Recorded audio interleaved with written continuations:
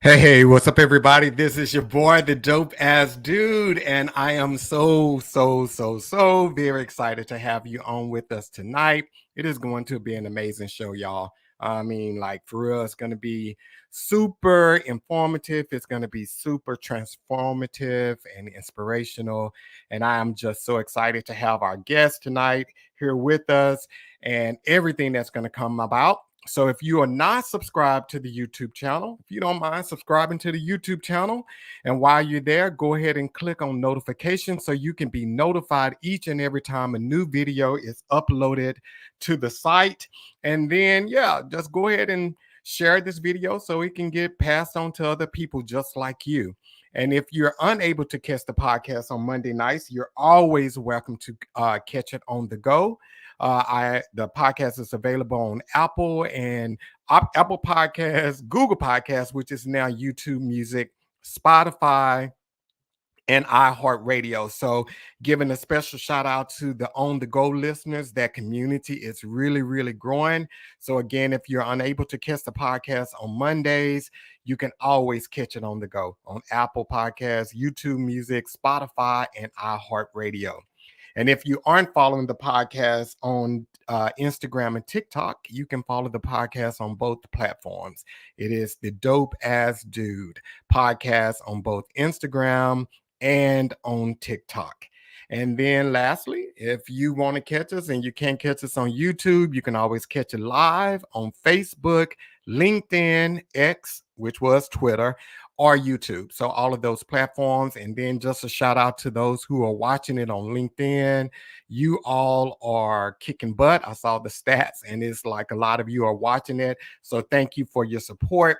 And before we bring Yolanda out, if you want to go ahead and follow her, you can follow her on Instagram.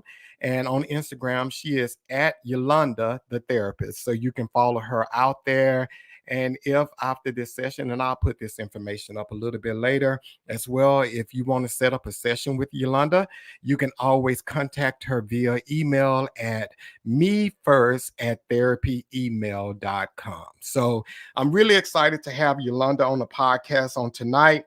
I've known Yolanda over 20 years now. So I've known her over 20 years. And when I first met Yolanda, she worked in the IT department at Verizon. She was an IT person and she was doing that. And over the years, when I knew her, first met her, she had no kids. Now she has two sons and a grandson who is her ex-photographer because he got fired for taking a picture of her that was waist down, I think. So he got fired. He's an ex-photographer. So, but since then, she has two amazing sons. She have a grandson, and she has evolved into this person that I am proud to call a friend. And she is inspiring the world. And maybe you've heard me talk about her before.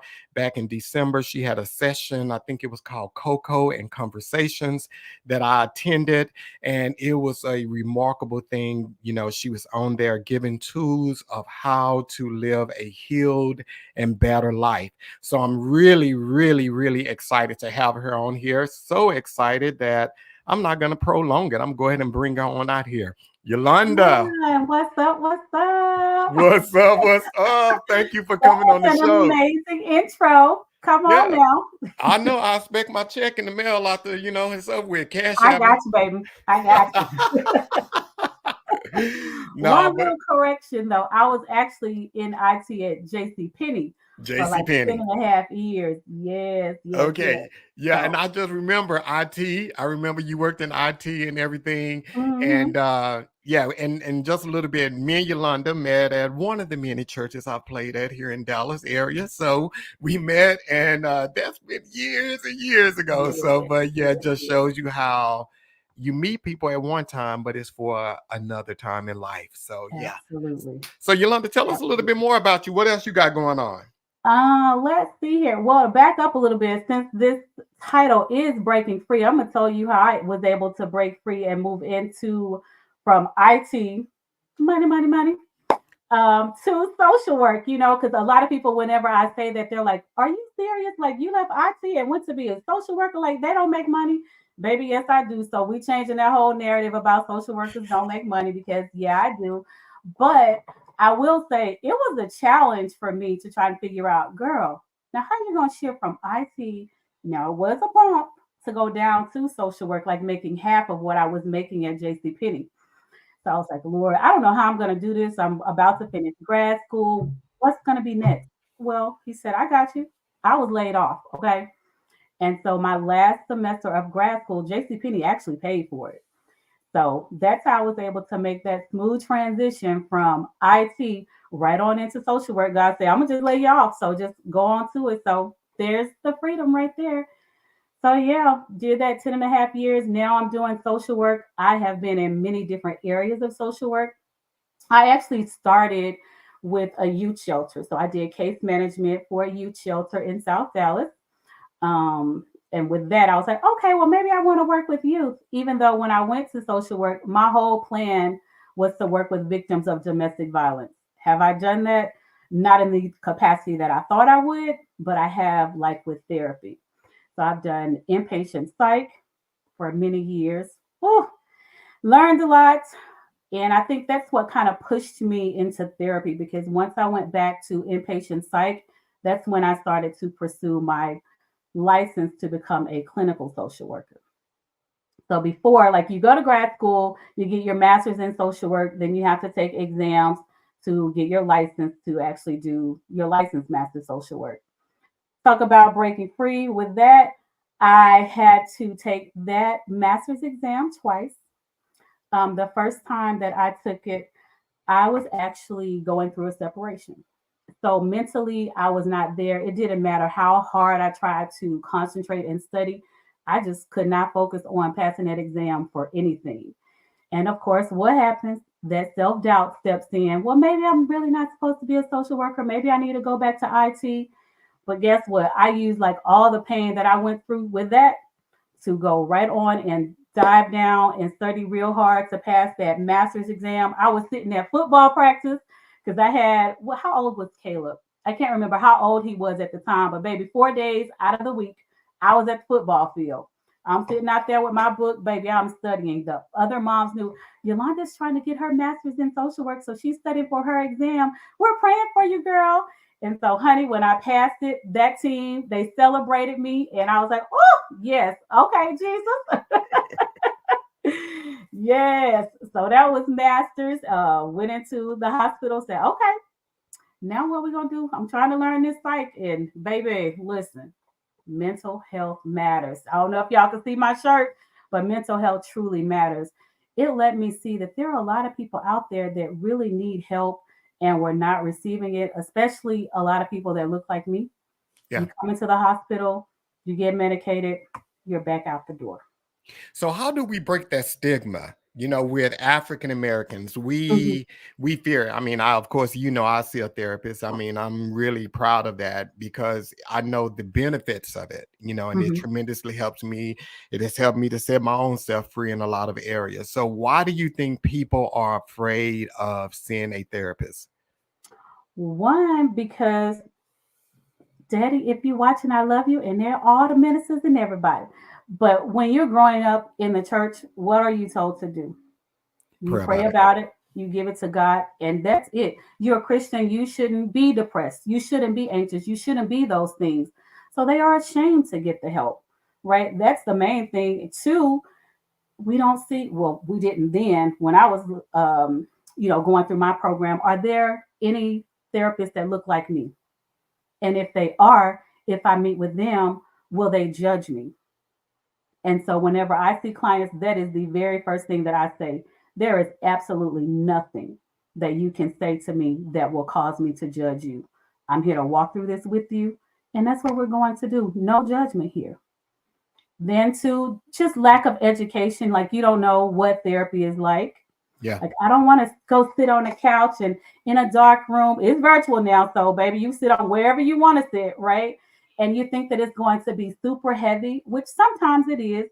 But honey, in my sessions, we laugh, we cry, we pray, we do it all. So it's wherever you want to go, whatever the healing looks like for you.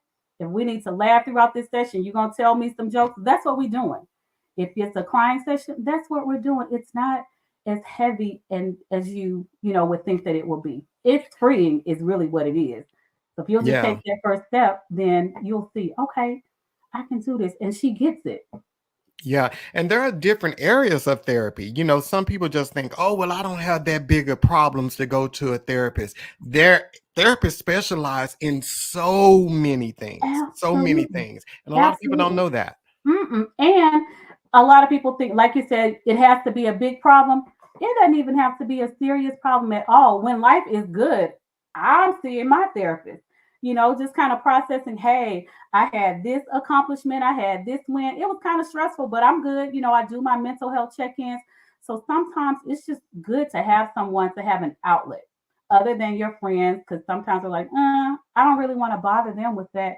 But with the therapist, that's what we're here for, just to listen, kind of give you a different perspective and help you to work through things. It's not that, oh, I got to be depressed or I got to have a loss, I got to have this, that, and the other. That's not it. Yeah, It's just and I somebody like to to do life with. Yeah, and I like to tell people this here because a lot of people are unaware. Like your job, there's the EAP, you have an EAP employee assistance program, and depending Absolutely. on where you work, they give like 8 or 10 sessions free that you can Yes. just connect with a therapist. And it's confidential. I think with work, people are afraid. They think that it's going to get back to their employer. What they're saying, no, Mm-mm. it's strictly confidential. It It's is strictly Yeah, confidential. It yeah, is. And one thing that I learned with the EAP program is that it's per issue. So, like 6 to 8 sessions per issue. So, perhaps I'm seeing a therapist this month because I'm dealing with anxiety. I could tap in, and 6 months later, oh, I'm dealing with a death. I need someone to help me process that. So, tap into your EAP. Even if you're unemployed, you're not working, and you need help. There are so many free agencies out there that offer sliding scale, or it may even be free. Talk to me. I can hook you up with some people that I know that provide free services depending on the county that you live in. But I yeah, actually started my therapy through the EAP program. yeah. Wasn't successful, but I started it. But and that's what you have to do. You have to at least start it because Mhm. that's what happened with me. I started it through my EAP at my job, and once I started it, I realized how much I love it. And then after my Absolutely. EAP sessions ended, then I saw out a external therapist, and it's Mhm. just beneficial to life. So yeah, I encourage everybody, don't be ashamed of it. You know, just seek the help if you believe you need it. Absolutely. And don't give up when you find that first therapist and it's not a good fit. Sometimes it happens like that. The first therapist that I had, I could not connect with her no matter how hard I tried. I couldn't connect. So I stopped going for a while. And then I found another one through the church that I was attending at that time. She was really good. The problem was me. And we'll get into that a little bit later. But with me, I was going in, I was like, okay, I couldn't figure out how not to go in as Yolanda, the social worker, right? So I was trying to answer in a way that she wouldn't ask certain questions. Was that helping me? No. But at least I could say I was going to therapy, but it wasn't helping. So I had to say, okay, Yolanda, take off your social work hat, because I wasn't a therapist then. You're not going to get anywhere if you don't open up and share. And when I Yeah. finally let go and was just my authentic self, then that's where I started to see the healing starting for me. Yeah. And I'm going to circle back to one thing you said about the church. They do say prayer about it. And one thing I'm going to say, and I've learned this in being in leadership at church and everything, every church needs an in-house therapist on staff. Hmm. Every church, pastor, you can't pray I everybody. agree. That ain't your gift. So I mean, yeah, you ain't a therapist. You're an ordained minister. So stay in your lane, walk in your calling. But every church really needs an in-house therapist for their staff because their Oh, staff yes. is dealing with people who bring everything to them. And I don't think Absolutely. they think pastors think that they're the only ones that get prayer concerns and they're the only ones that get people that need someone to just talk to. No, Hmm. leaders get that as well. And Yeah. every church should have an on staff in-house therapist available for their employees at any time they need them. I totally agree with that. And I can't remember, I went to a training, can't remember where it was, but they said if you have even not just the staff, but your members. Like they're coming to you seeking counsel. If they come to you 3 times with that same issue, it's time for you to refer them to the therapist.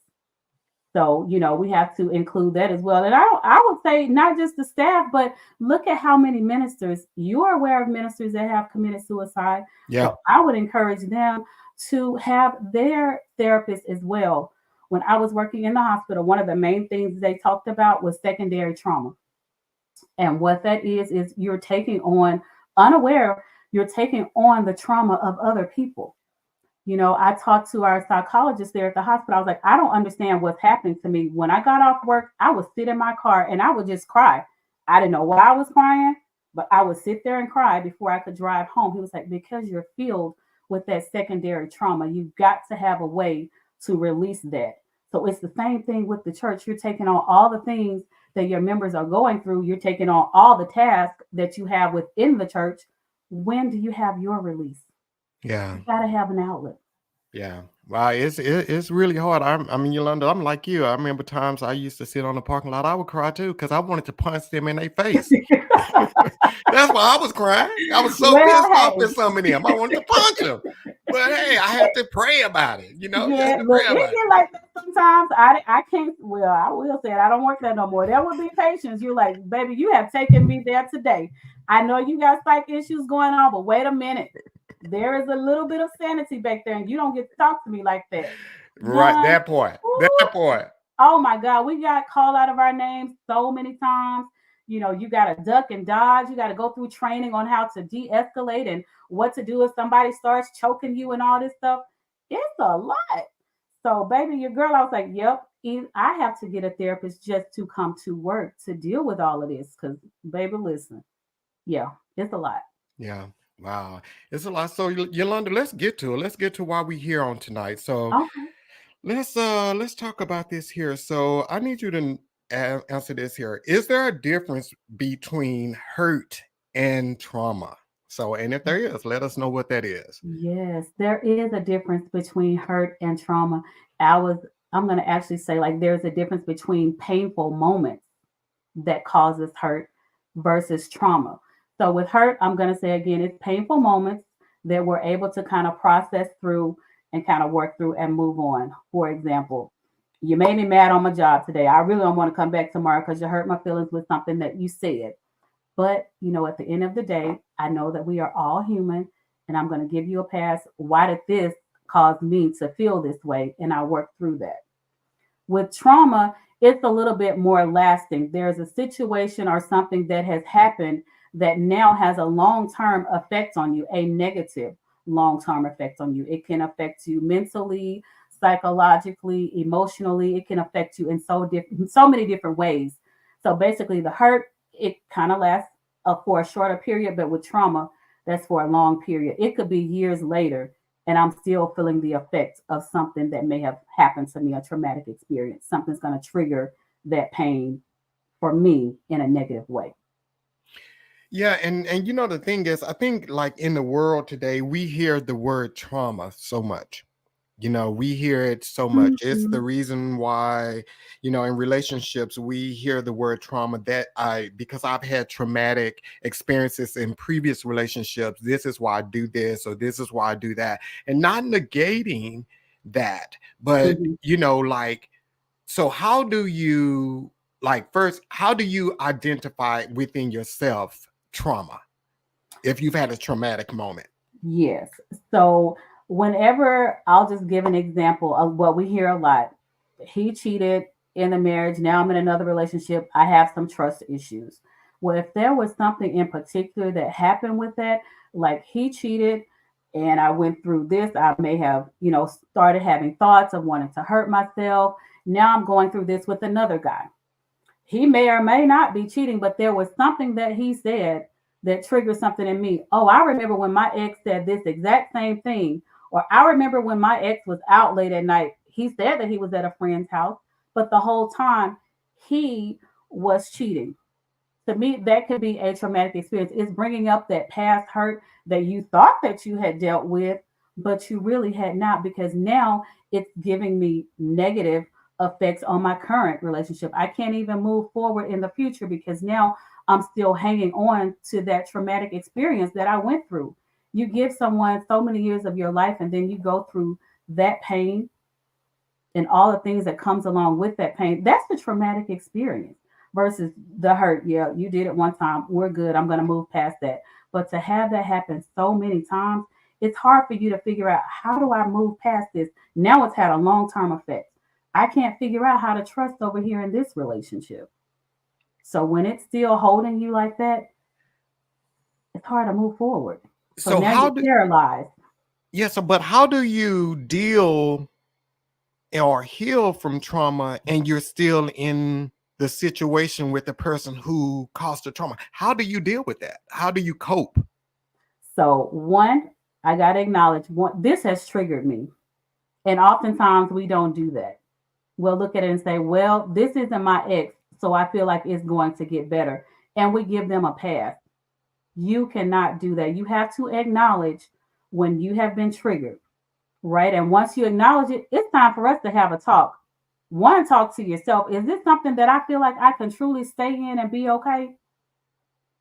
If not, then it's time for you to move forward into something different. Otherwise, now you're stuck. That's not where you want to be. I've acknowledged it. I've let you know how what you're doing has made me feel, whether I'm just using cheating, whether you're cheating or not, this is how it made me feel. So, can we change behaviors here? If behaviors are not changing, it's time for you to change. You get to choose. Am I going to stay in this or am I moving? What choice will you make? Okay, so let me ask you this here. Yeah, that brings up, so in a relationship, and excuse me, ladies, but we're going to use you as an example. So you have a woman who's with a man that cheats, Mm-hmm. that has cheated on her. So she stays in a situation with him, and she uses the excuse, like I've heard a lot of women use, all men cheat. No, all men don't cheat. Just No, the one you with right now probably the is a one you cheater. chose. Yeah, the one you chose, he's a cheater. So a lot of women have been cheated on so many times they don't even or realize that they are in a traumatic situation. So like again, how do you identify trauma? At some point, you got, I've been told it so many times, like, I'm talking to you, we're friends, we're going over this over and over again. Yolanda, you know he's cheating. This is the same pattern that you've been through before. Sometimes it takes someone to call you out on it. Like I was told, hey, the question for you is, why do you keep allowing this? You know that it happens, so you have to become aware. Somebody, if you can't see it for yourself, my prayer is that somebody in your circle will be bold enough to point that out. And when they do, you sit and self-reflect, like, is this really what's happening? Sometimes we can't see it because we're in it. Sometimes it may take someone else pointing it out. Example, like I stated, it happened to me. Somebody had to point it out. But when they ask that one question, but why are you allowing it? That's when I really sat and said, you know what? I'm the issue right here because I'm still sitting here. I know what's happening. So what you gonna do about it? Then it's time to move. Have you acknowledged it? You know it. I'm not gonna say you don't know it's a pattern. You can see that. You know that you're unhappy, right? You know that you're going from day to day, depressed. You know why? You're anxious when you're around them. You know why? But you don't want to leave because you're comfortable. So you have to get uncomfortable and deal with the pain. Yes, it's gonna hurt for me to leave, but you have to deal with that.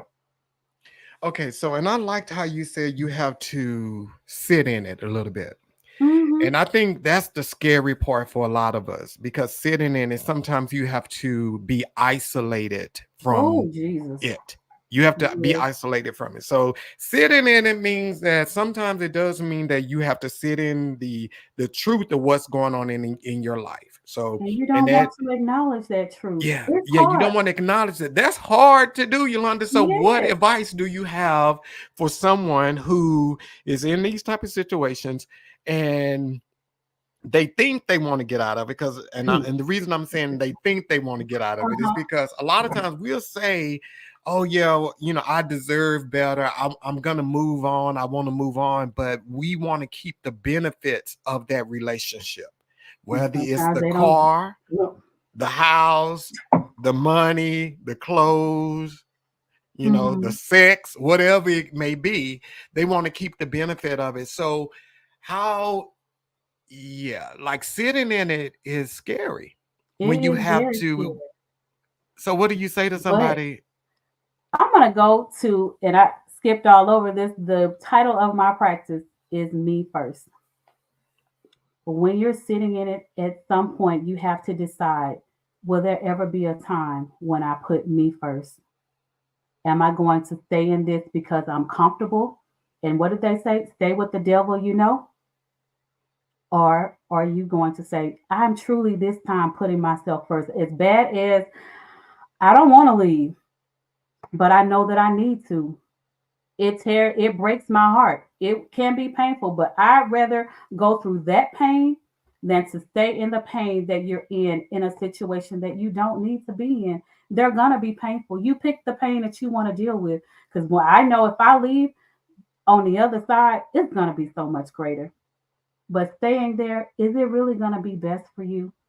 And that's what I mean when I say sometimes we hurt ourselves because we've gotten so comfortable. I want to stay where I am. Oh, I am so good. I'm a wonderful person. I'm a loving person. I can love them to do right. I can change this situation. Some things are beyond our control, but I know what I can change. I can finally decide to put me first. And until you get there, you're going to keep cycling because you still putting the other person first. You're putting your family first because everybody is around these people and you don't want to break it up, or people are dependent on you to do certain things, have all these expectations. Are you going to meet their expectations or yours? But Yolanda, that's what we're programmed from birth to believe. Now, But and we are you can be programmed. programmed like that, but at some time we have normalized that you got to be the one to break that. We Yeah, you programmed got to to be. do a lot of things, Yeah, you got right? to be the one to break it. But from birth, and what people probably wonder what I'm saying is that from birth we are taught to be selfless. We We're are. taught to be selfless. Mhm. Depending on how we're always taught to be considerate of others. We're always Absolutely. taught that, and selfish is a crime. You do not supposed to be selfish. You're Mhm. supposed to be giving. And some of us, many of the people that's watching this tonight, they have taken that and they are in situations where they are putting the benefit of someone else's feelings and emotions ahead of theirs so that this person can thrive, but they are dying because Exactly. they don't put me first. So Yolanda, you got to break that me first down because I I've even will. struggled with the me first. And guess what? And that is why the name Me First came about because I struggled with me first. Okay. I wanted everybody else to be happy. I just said, I just have a big heart. I just want everybody to be happy. I want us all to get along. I want you to do great things. I'm okay. I'll get it one day. Like same thing with me. I'm praying for you to win. At the same time, I can minimize what I want because I want you to win. But I said, you know what? I'm just giving, giving, giving. And now I'm resenting all the other people that I'm giving to because I've given so much. I don't have anything left for me. And that wasn't a comfortable place for me to be in. That was hurtful. Like, even reflect back to when my son left for college, I became an empty nester. I'm sitting on my sofa, John. I didn't know what I was supposed to do.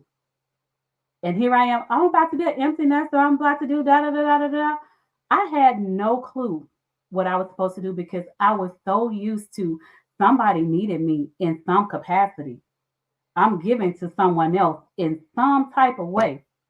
It's always me giving, giving, giving, giving to everybody but me. So when it came down for me to focus on me, I didn't know what to do.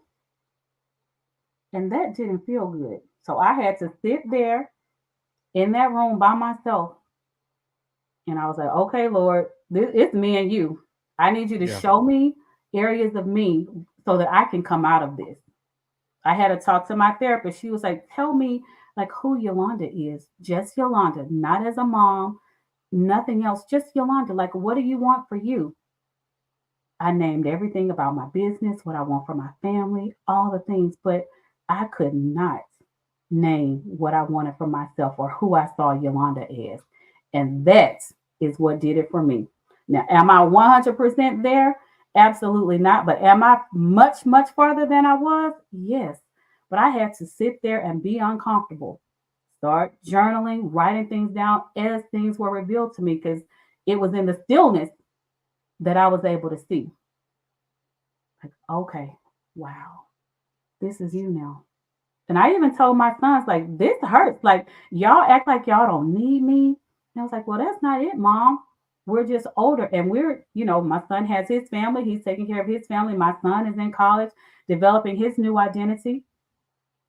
No partner. So what, baby? I said, okay, Yolanda, sit on up and let's get to work. What we doing here? Going to call that therapist. More sessions, please. And see, for me, because everybody always think that I'm like this hardcore dude. I just make decisions and Mhm. I move on, and that's like the furthest thing from me. So I have like Uh-huh. these enormous heart, but I am at a selfish stage of my life. I'm at a very selfish stage of my life. And for everybody that's out there listening, one of the first steps that I had to do when I got to this me first stage is telling people no. Mhm. That was the first step, telling As people no, hard as it because I is, used to I you used gotta to say go to no. events and things I didn't want to go, but I would go because I wanted this person to be happy. I wanted to show Mhm. them my support. I wanted to do all of it. And the whole time I'm there, I'm thinking, hey, I could be at home. I don't really want to be here. So Yeah. now I may not have nothing to do. Well, I have a little quote I tell people this here. They be like, most times I'm always the first person to leave, always the first person to Mhm. leave an event. And people always like, well, John, where you going? You ain't got nothing to do. I tell them, hey, I ain't got nothing to do, but I'm not going to stand here and do nothing with you. So, I get it. I get it. But look at me, like I'm the social butterfly. I was at all the things. One, because I really wanted to be, and two, just the busyness, because I don't have to deal with me if I'm out doing everything else. But once I hit that, sit down, Yolanda, sit down. Yolanda, people think I'm out. I'm right sitting on that sofa in that corner, got my music going, or I'm watching a movie, I'm having a beverage. And yeah, I'm sitting down and really focusing more on me. But like you said, you have to be selfish. And for me, that was a struggle. Like I wasn't used to that. And so when I started to do it, you're gonna be told, why are you acting funny? I'm not. I'm just working on me. You different. I know. I can't. A lot of times you can't explain it. Just say I'm working on me. I can't explain what's happening over here. You don't have to give an excuse. yeah, It's just me first. yeah. I need And this for me. LaDonna said, it is hard to figure out who you are after everything to everyone else. That is so true. But the great Hmm. thing about that, and I always tell you and I have had these conversations, is in those moments when you have those, you really have to change your perspective for where you are in life. Most Yeah. of us, most times we look at it as a void or a loss in our life. But in those moments, if you only look at it as a blank canvas for you to Hmm. now paint whatever life you want to paint, Yes. empty room for you to furnish it, because what we look at as a loss most time is a gain to us. Hmm. You just have to change your perspective and change your viewpoint of how you see things and see it as a gift. See it Yeah. as a gift and start giving to yourself. If you want to give to somebody, this is a great opportunity to give back to yourself. Absolutely. Absolutely. And I know that easier said than done, especially when you have a loss and you had that partner or you had that child or whoever it is that you may have lost. Like I have someone now, like, what do I do now that I no longer have my son? I don't know what life is supposed to look like after grief. And like you stated, this is an opportunity for me to sit. I'm going to process that grief, but what do I want life to look like? What are those things that I have always wanted to do, but I was not able to? Now is your opportunity to do that through the pain, through the grief, through the loss, through all of that. Yeah. What do you truly want? And you got Yeah. to sit down and be still to figure that out instead of trying to figure out what's the next thing that I can do. Yeah. And Pat said, all men don't cheat. Thanks, Pat, for standing up for us. Yeah, Come thank you, on, all Pat. men don't cheat and all women don't cheat either. Yeah, well, we ain't talking about y'all right now. Y'all Well, ain't I'm about gonna the I'm bad. gonna give it up for the women because it's Women's Month. So here we go. Oh my God. Oh my God. So let's Yes, see what yes, else we got yes. here.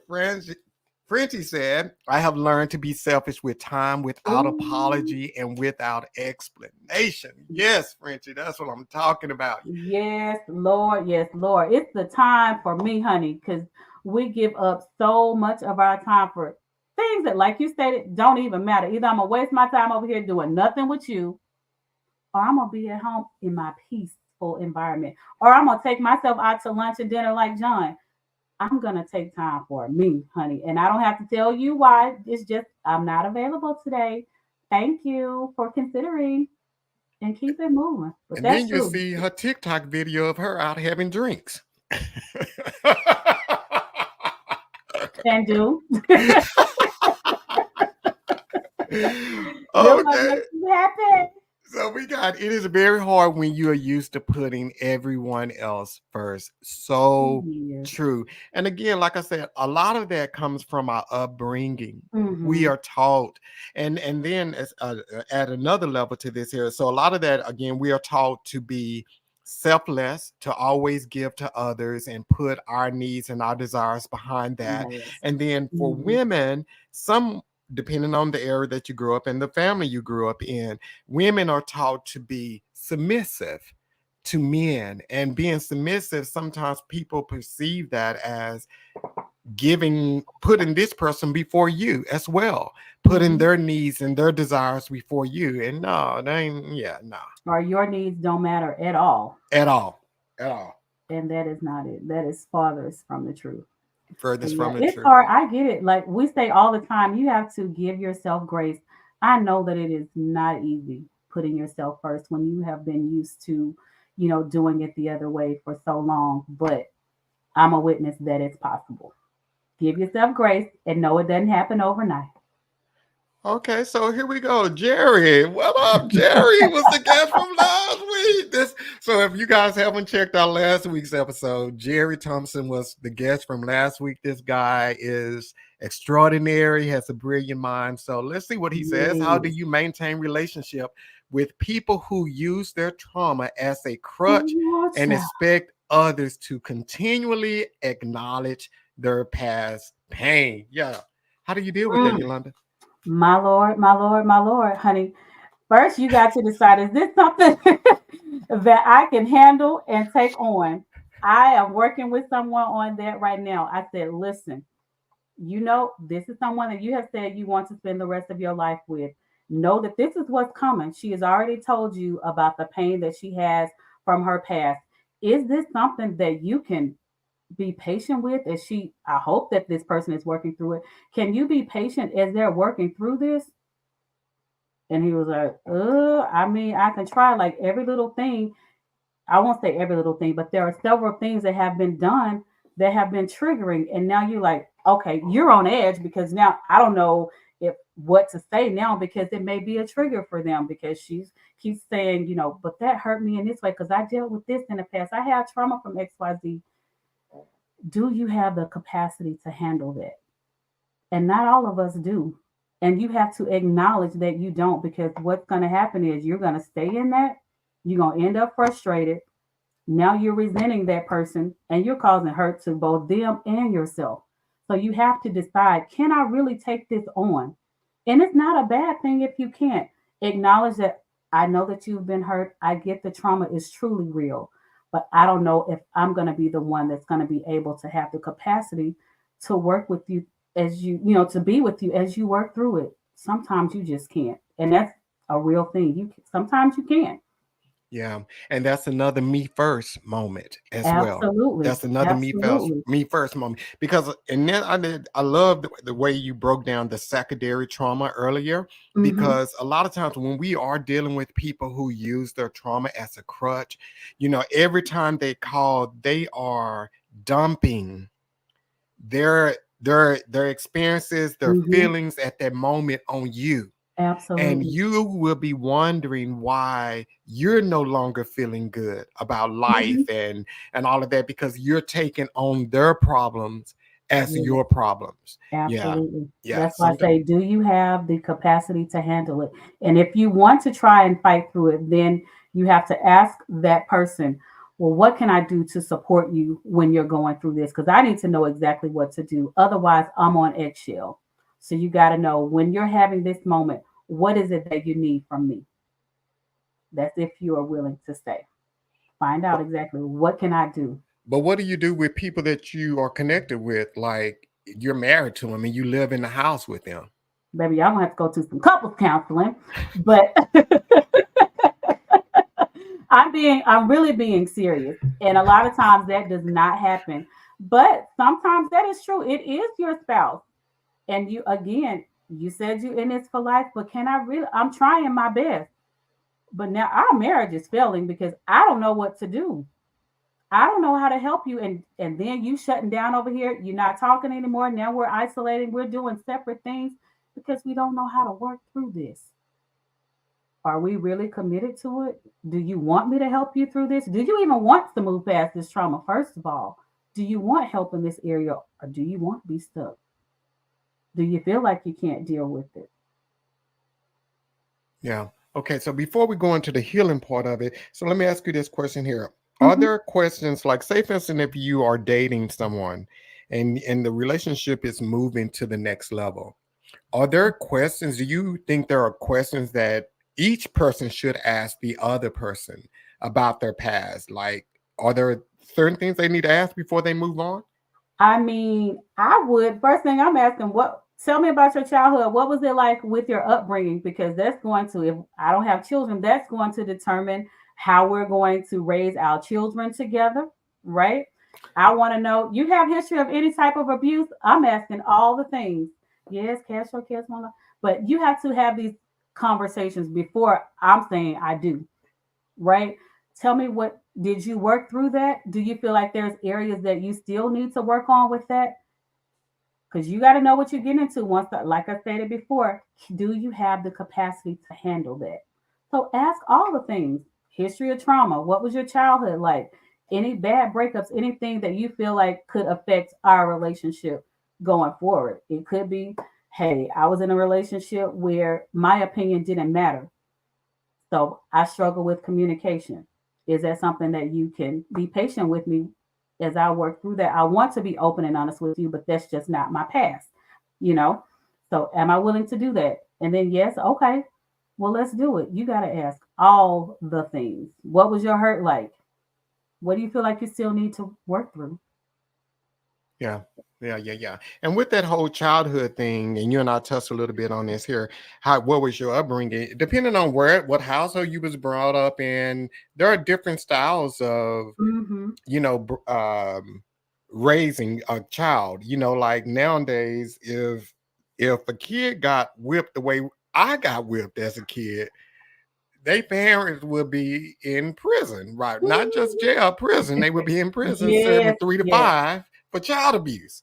Yeah, it's like, but for me, that was like for real. It was just one of those things that it happened in life, and I Mm-hmm. did something wrong. This is what how I viewed it. I did something wrong, and hey, my parents they just told my butt up and moved on, and I know not to Yes, do it the next time.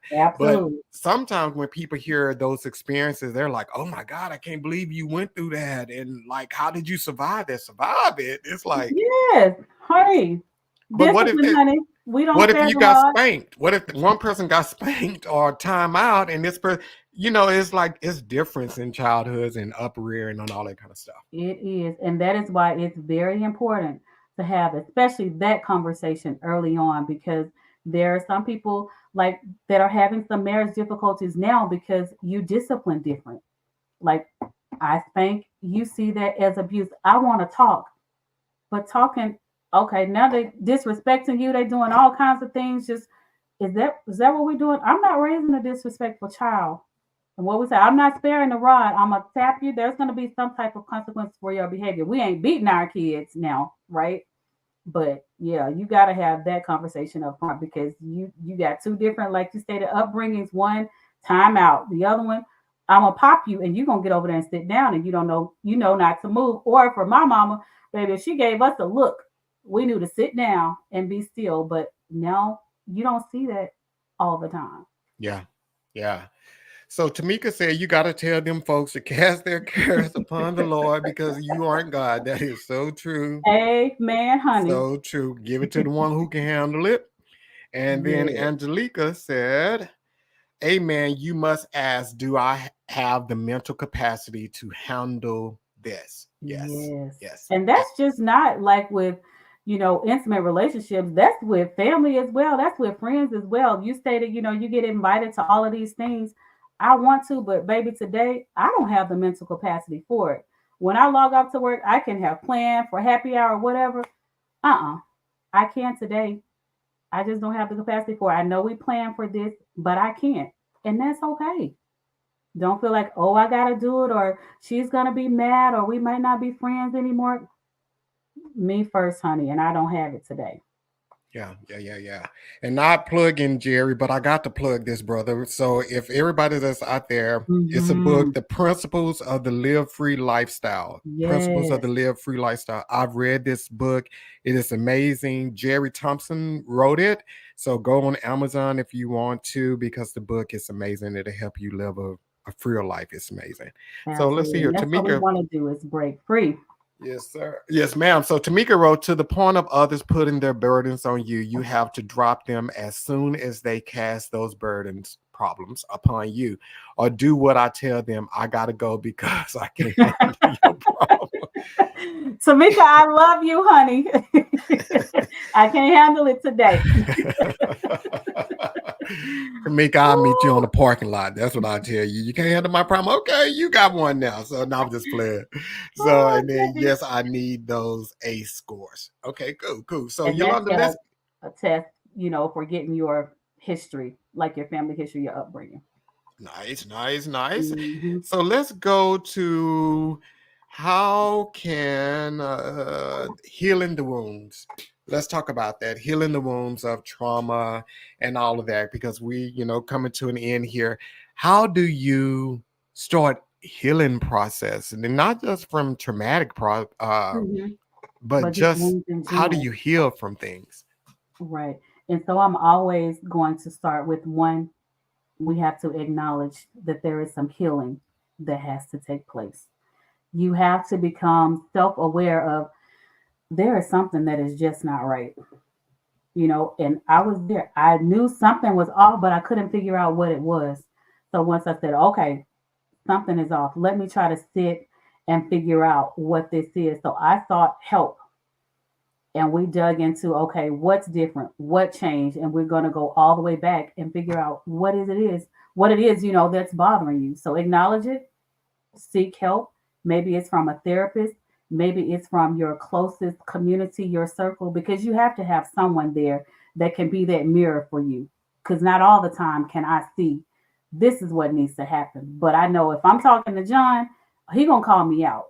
So I need somebody in my circle that's gonna say, Yolanda, this is what's happening, and you don't want to own up to it. And all I can do is say, if I'm ready to heal, you're right, and I'm gonna start to work through it. I'm gonna journal. I'm gonna do, develop some more coping skills to kind of work through this while I'm trying to heal. I need to do something so that I'm just not stuck. I say, yeah, we need to sit with our feelings, but not to the point to where now I'm on my couch and I can't get up.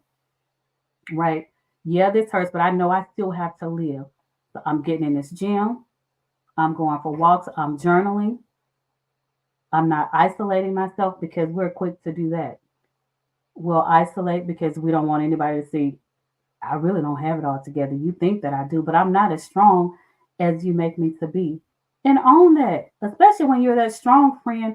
You have to sometimes say, I know that you expected me to be strong today, but I don't have it. I can't even tell you what's wrong, but I know today mentally I'm not there. Own it and work through it. Yes, Yeah. I'm going to pray as well, but I know that with prayer, it's going to take some work behind it. Yeah. And I think, and I love how you said acknowledge it, because that is, and I think people, we we're trying to find distractions, whether it's Mm-hmm. alcohol, partying, hanging out with friends all the Mm-hmm. time, drugs, rebound relationships, whatever the Yes, case may be. We always find that distraction, and that distraction only keeps it delays the healing. it it does. delays the healing it It delays the does. healing and that's where triggers come from, Mm-hmm. because once you delay it, all you're doing is putting a scab over an unhealed wound, and every time somebody touch it, it hurts. It it, does. and it reminds It you of does. the event or the person or the thing that caused that initial hurt. And I Mm-hmm. always tell people, anytime you come out of a situation, it don't even have to be a relationship. It could be firing at a job. It could be anything. You have to, and I love how you said sit in it, because that is one thing I do. I Yes. sit in things, and sitting in it for me is first acknowledging, hey, I'm hurt. This Mm-hmm. hurt me. This Mm-hmm. this this really hurt me. And then it also opens me up to see, like, well, what part did I play in this as well? Because I want to grow from it Exactly. too. I want to grow from it. I'm not Exactly. trying to play blame games, but I always say, what part did I play in this? And then from there, I extend grace to myself. And that's something Absolutely. that I think a lot of people do not get, You is have. the importance of grace. Mm-hmm. Because Yeah. in most cases, we always feel like the fool, whether we got fired from job. I should have saw Uh-huh. that they was about to fire me in a relationship. Exactly. I should have seen that coming. I should have seen it coming.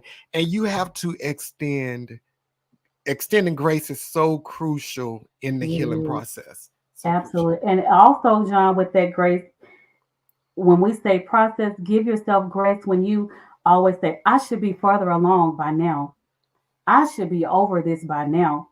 Who gets to decide the timeline, right? When you're trying to heal, whatever it takes, I'll give an example. My brother, I'm working with a client that's dealing with grief, lost a child. I could not lost a child, but lost a brother. This is over 20, almost 20 years ago. I'm thinking that I'm good. I've healed from that. And I said, you know what? This is kind of bringing up something in me. Maybe I need to tap back into that. So I, one, acknowledged it. And I said, you know what? If I'm going to challenge my client to do something, guess what? I'm that therapist that I'm going to do it along with you. So for the first time in almost 20 years, I visited my brother's grave. Did that feel good? Absolutely not. It felt like the day that it happened. And I was trying to remember events from that day. Like I remember going to the cemetery. I don't know what happened after I went to the cemetery the day of the funeral. I had suppressed all of that. But what I had to do was sit with my therapist and say, this pain, like this is for real. Like I realized that I never really just processed that. And she told me, we've been seeing each other for over a year. You've never brought that up. This is why XYZ is happening in your life. So when you feel that pain and you acknowledge it, you got to tap into it, feel all the feels, break down as much as you need to, because that was when I really broke down. I realized that I cried when he passed away, but to really break down, like I got back to Texas and I kind of lost it a little bit. But I said, I had to go through that Yeah. in order to now finally heal from it. So, yes, it will be painful, whether it's a loss of a loved one, loss of a relationship, loss of a job, whatever that loss is. Feel all that pain. Cry as much as you need to. Do whatever you need to so that you can finally feel that weight. You'll just feel it, just Yeah. be lifted. Yeah, and I love how you use the story of your brother, because grieving, a lot of times when we hear grieving, we always think that is in death. Mm-hmm. No, grieving Mm-hmm. is so many things in So much life. more. Like you said, your job, you have to grieve the loss of a job, the loss of a Mm-hmm. relationship, the loss of people in your life, Yes. whatever it is. You have to, like, really grieve that this is no longer a part of your life, Yeah. what was, and even your old life. You Mm-hmm. sometimes I have to just, you have to grieve what used to be, because is not there anymore. And you have to Absolutely. get to that place. And I love how you said, because people will always try to rush you through your process. Oh, Yes. you should be over there by now. You should be Mm-hmm. on with the next thing. Mm-mm. No, You don't get you to tell take me that. as long as you want Yes. to get through whatever you're going through, and I'm not going to say sit in it for years. No, no, no, no, Right. because sitting in it don't mean that you just sitting there and you say, hey, woe is me, woe is me. Mm-mm. No, No pity parties. no pity parties. No, yeah, no pity party. Again, you extend the grace that helps you heal a little bit quicker because you Mm-hmm. acknowledge I am flawed in some way, or some experience happened to me that hurt me tremendously. And then once you get there, you grieve whatever you feel you've lost or whatever is not there anymore. And you just cried out. Mm-hmm. And yeah, yeah, And that's so crazy. It's okay. Cry, cry, cry. And don't apologize for your tears. We do that a lot. I'm sorry. I didn't want to. No, honey. Release it. That's yeah, a part of that healing. yeah. And that's this book that I read one time. It's by this author, Stephen Arterburn.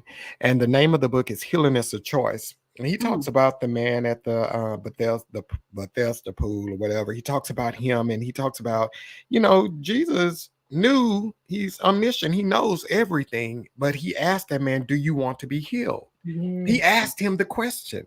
And that Yes. man, he answered, and healing is like that. It's a choice that you make, that I am no longer going to either settle for this, or I am no longer going to stay in this rut that I'm in, and you work towards it. And I never forget, Absolutely. for 40 days, he had 40 affirmations you had to read out of that book. Hmm. 40 affirmations. And I got up every morning and I read every affirmation until they became true. And the thing that I Yes. always tell people about affirmations, I believe this here, is that affirmations are prophetic, Hmm. because you are speaking what is not. You may not feel that you're the best person ever at that moment, or you're beautiful, but the more you speak it, those words find you. Yes. It Yes. all finds you. So it's called the Oh, I yes. am factor. That's what they call that, the I am factor. Uh-huh.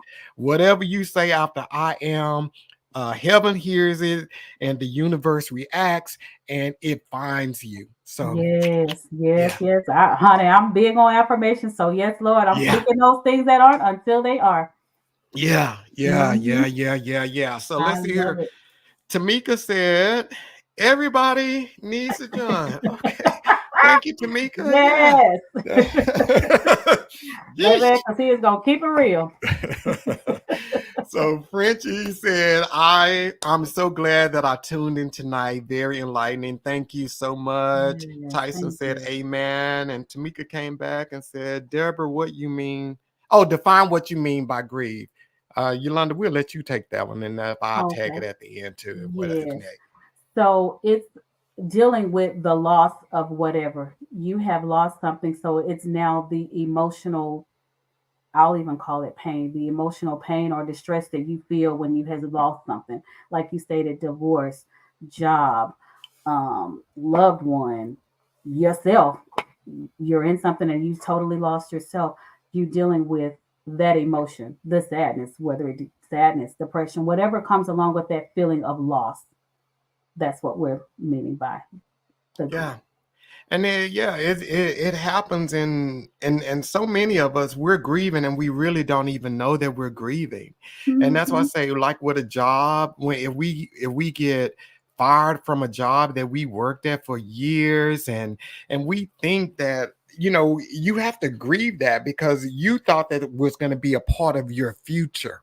So Deal with now that. your life has changed forever. The one thing you thought was going to be there forever, I'm going to retire from this job, my pension is here, and then all of a sudden these fools just decide we don't need you no more. Uh huh. Uh We huh. don't need you no more. You out of here. You have to grieve that. And in grief, there are many stages that come with it. You're gonna feel sad, you're gonna cry, you're gonna feel a Acceptance, avoidance, fool, denial. Their angry, stages. deny, all of that stuff. And Hmm. and you have to get it. So you can purge and detox that out so that you do not take that into your next situation, whether Yeah. that's a new job or a new relationship or even a new church. We hear about church hurt. We hear about that all Woo! the time. You Yes. got to like grieve that stuff, get that out of your situation so that when you go to your new church, you're not holding your new church accountable for what the What old happened church there? did to you. So yeah, you got to grieve these things Deal just with to the loss. get it out of you. Yeah. Hmm. That's heal. That's that breaking free. Do I want to let this have a hold on me, or am I ready to break free from it? So everybody need to ask that ask them themselves that, do I want to break free from Do this I here? want to break free? Do Do will I I want to love break free? myself enough to break free from whatever it is? How Yeah. how bad do you want this life that you're striving for? It's gonna come with a price. You got to release some things, some people. Yeah. Yeah. Yeah. And then yeah, life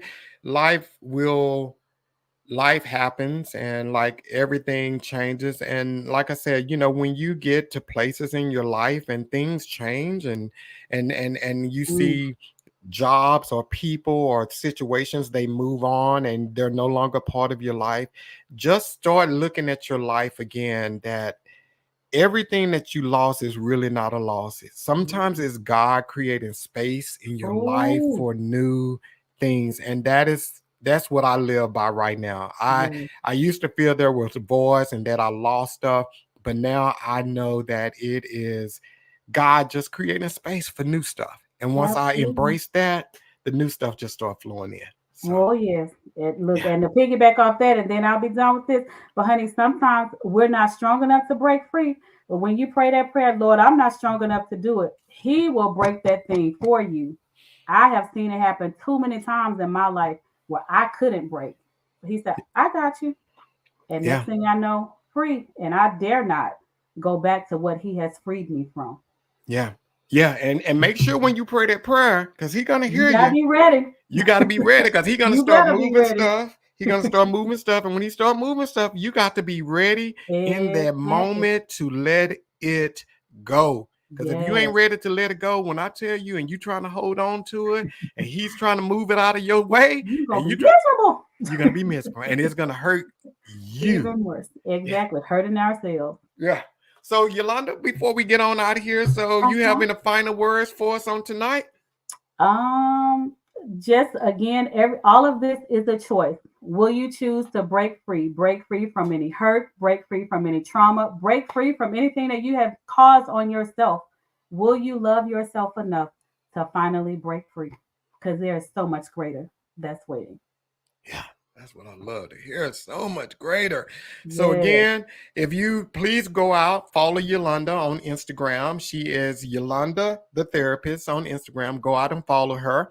And then if you want to, get a session with Yolanda, you can contact her at me first at therapyemail.com. She does virtual sessions, so you don't have to go in. You can do it right there in the privacy of your own Of home. your home. And then if you don't even feel comfortable calling Yolanda, take it from someone who knows the benefits of EAP. Call your EAP Mm-hmm. and get help with them. They can connect you with someone who can facilitate you with that, because it is time for all of us to break free of the trauma and to break free from the hurt and start living, like, for real, our best life, our Yes. best life. Yes. So next Monday we'll be back. I am super excited about April. We have some amazing guests next week. The guest is Victoria Macangiola. She's the youngest guest that has ever been on this podcast. She's 25, and we're going to be talking about breaking free of stereotypes. And then also that following week, Jay Christian, he'll be back. He's been on here. He was the first guest of this podcast ever. So we'll be talking about breaking free from bad relationships. So that's a Oh, relationship Lord, oh, Lord episode. Jesus. So tune back in on that. And then the next week, which is the 15th, we'll be talking breaking free from debt. We have a financial advisor that's going to be on here. So if you know you need some debt relief, that's the episode for you. And then the last two episodes, you guys may know Sue Roseberry. She was on Sunday's Sunday best. Best, Mama Sue. She's the Mhm. guest for the 22nd. And then on the 29th, another returning guest that's been on here, Kevin, Coach Kevin, the Royal and we're going to be talking about breaking free from narcissistic abuse. So we're going to be talking about that. So the month of April is going to be fire. So y'all need to be in the mix. So if you're still looking at this video, please click on the like right now. Click on the like so it can get shared with other people just like yourself and share it with everybody else. And again, thank each of you for being on tonight. I am Yes, thank you. extremely grateful for you. So Yolanda, thank you for coming on. Thank you for having me. Yeah, that's what I'm talking about. And guys, until next week, Peace. peace.